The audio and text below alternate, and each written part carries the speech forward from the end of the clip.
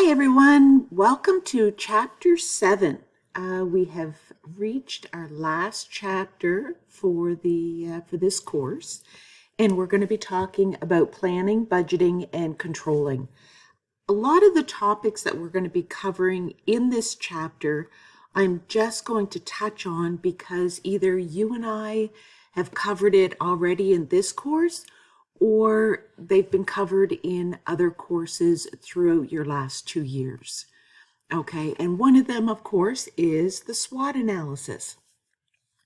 So in planning, budgeting, and creating financial projections, and then the ultimate controlling, as in making sure that everything was implemented properly and that you're actually getting the results that you want, it all starts with a SWOT analysis. And if you remember, a SWOT analysis is looking at what we have achieved so far and what our strengths, weaknesses, opportunities, and threats are to our organization or our division or the business that we're in. Once the SWOT analysis is done, it's time to review your goals. What is it you want to accomplish, and what impact will these goals have on the financial statements that we are looking to project? So we're looking at creating financial statements either for the month ahead or the year ahead, or even a rolling 12 months ahead. So what I mean by rolling is if today is June and we want to look at a rolling 12 months, then we would be projecting for July through to the end of next June. And then when it's July, we'd be looking at August through to the next July. So that's what I mean by that. So then from there, how and when are we going to implement these plans that we've created? Who is going to implement them? So this is all part of the planning process. How much will these plans cost? And are there financial benefits from creating these plans? And I think you've learned as well through your time at NSCC, goals only happen if you write them down, and planning to implement them is the next process to actually getting them implemented. But if you don't document what you want to do, a lot of times that will not happen. So in the implementation phase, what should we do to ensure that we will be on course? As in trying to reach the goals through the plans that we've created. And also in the end, the controlling. Did we reach our goals and implement our plans effectively and efficiently? If we did, great, but we should also find out why. And if we didn't, we need to look into the why so that when we continue on creating these goals and the planning process, we can learn from our past errors. Okay, so again, why planning is important. It brings in creativity, innovation, you're resourceful, it aligns with the goals that we've set, it gives us a purpose and a direction. By writing it all down and creating a plan, it helps everybody cope with any changes that are being put in place, and it simplifies managerial control. Okay, so performance indicators for this are, again, the efficiency and the effectiveness of what we are doing. Okay, so efficiency is the good use of resources and doing things right. And effectiveness is goal achievement and doing things the right way. Doing the right things. So effectiveness is doing the right things. Efficiency is doing things the right way. Okay. So once we've looked at the SWOT analysis and set our planning assumptions in place and started creating the goals and plans that we want, then we start looking at actually creating our budget. So by budgeting for our results, depending on the size of the organization, many individual budgets can be taken into consideration before the final overall corporate budget and projected financial statements for the whole organization come into play. Okay, so whether it's a manufacturing budget, whether it's a sales budget, whether it's an operating budget, as in figuring out what the day-to-day operations of the organization are going to cost, overhead budgets.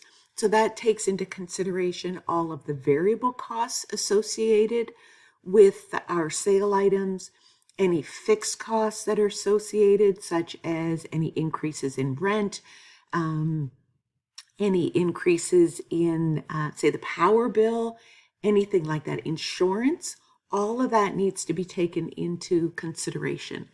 And from there, an actual cash budget, so similar to the statement of cash flows, would also be created, because you need to make sure that it's wonderful if you have all these plans to grow, but if you don't have the cash to be able to implement these changes, that can cause issues for an organization as well. Okay, so operating budgets, sales budgets, flexible budgets, and overhead unit budgets. Complementary budgets would be budgets based on different products or different individual programs, so that you know on an individual basis for each of the products that you sell or even services that you provide, how much each of them cost. Then the comprehensive budget is when you pull it all together to have the overall financial statements for the corporation. And then a capital budget is when you're looking to expand, maybe develop a new location, maybe modernize your manufacturing facility. Any of those are capital budgets where we're actually having to increase our long-term assets and determine how we are going to finance those expansions or new locations by either increasing long-term borrowing or potentially selling new shares in our organization. Okay, so rules for sound budgeting. You need to figure out who's in charge and what it is that they're actually looking for. Integrate all planning activities, so everybody needs to be on the same page. Nobody should create their plan. Anyone that's working on the budgets or pieces of the budgets, it all needs to be pulled together. So nobody should be working in silos. Everybody should be working together to make sure they're ultimately looking for the exact final planning activities. So insist on sufficient and accurate information. Encourage participation. So you want as many people involved as possible that actually have a stake in the actual budgeting process. If other people are doing the budget and those that have the authority to approve them aren't involved, it's going to be harder to get them involved at a later date. You want to tailor the budgeting to the organization's needs. Again, communicate the budget guidelines and planning assumptions, relate costs to benefits, because if costs are increasing and you're not getting the benefits to back up that extra cost, there's no point putting that extra money out. Establish standards for all units that are being sold, and again, be flexible, be able to take in new ideas. Okay. So all of this comes into play when we're talking about a business plan, and through all of the courses that you've taken with NSCC, I'm sure many of you have looked at a business plan, a marketing plan, and how everything for the organization's goals, plans, operating activities, financial needs, and financing requirements are all brought into this business plan. Okay. Oh, yeah. So the benefits of the business plan for a company shows the management intends to implement the plan, forces managers to be realistic. So again, by putting it in writing and showing the actual numbers that you're planning, it makes it real. And the managers, it's easier for them to monitor how the organization is doing, whether it's on a daily, weekly, monthly, or yearly basis, and how they are doing and tracking compared to the budget that they're looking to meet. And then for investors, the budgeting process, the business plan also provides lots of benefits. It identifies timing and nature of future cash requirements, any other outside funding requirements, and how they're going to achieve that. Ensures managers are aware of, again, from your SWOT, the opportunities and threats to the organization. And a business plan has many pieces that basically pull together to give an overall executive summary so that the readers of the business plan in one snapshot, one page, they can understand exactly what the business is planning to achieve. Okay, so what I'm going to do at this point is end the video, and then we're going to start looking at the projected statement of income. You would also create a projected statement of financial position, which is, of course, the balance sheet.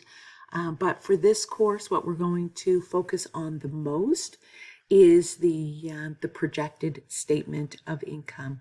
But please feel free to have a look here at the statement of financial position and see how everything comes together. All right. We will see you in a moment.